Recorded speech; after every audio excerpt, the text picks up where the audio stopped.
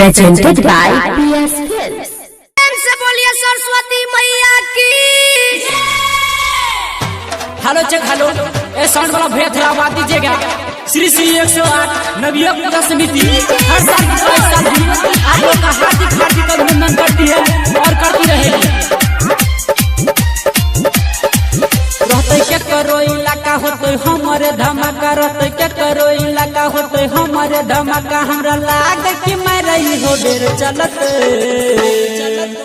फेर चलत गोली फेर चलत भसान में गोली इहो बेर चलत फेर चलत गोली फेर चलत भसान में गोली इहो बेर चलत। रहते के करो इलाका होते हमारे धमाका। हमरा लाग कि मैं रही हो बेर चलत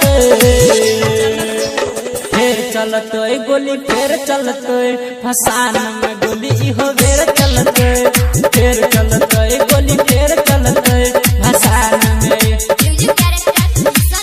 हेलो चेक हेलो, पूजा समिति से निवेदन है कि सभी अपने अपने ट्रॉली के पास आकर डांस करें, किसी दूसरे के पास ना जाए। आजा बाबू हल्ला करना स्टार्ट करो रे, वो सब गोली चलने का जवाब ना पाऊंगा।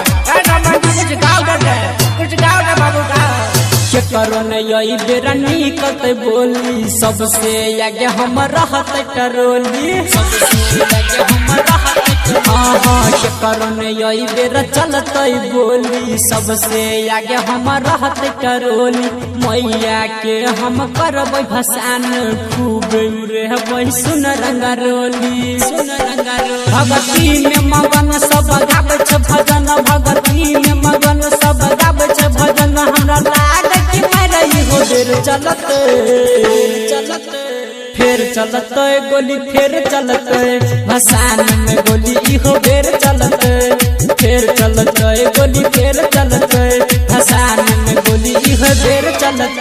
बाबू डीजे को थोड़ा धीरे धीरे आगे बढ़ा दे। अरे पाला ने म्यूजिक से गाना हिट अरे मैं चलने दो और शांति शांति मैया का भजन करो रे बाबू। अरे हल्ला गुला शांत रखो।